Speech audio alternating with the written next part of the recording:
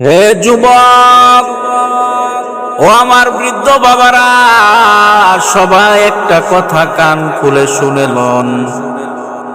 যেই কপালের মধ্যে মালিকের সিজদা নাই, তার মতো হতভাগা দুর্ভাগা গোটা পৃথিবীর মধ্যে আর কেউ হতে পারে না।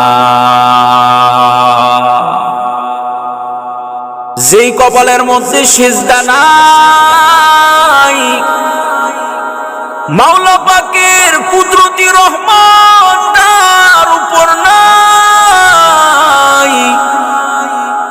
যেই কপালে সিজদা আছে, যেই কলবের মধ্যে মালিকের জিকির আছে, তার উপরে মাওলা পাকের রহমত আছে, মাওলা পাকের কুদরতি নজরও আছে।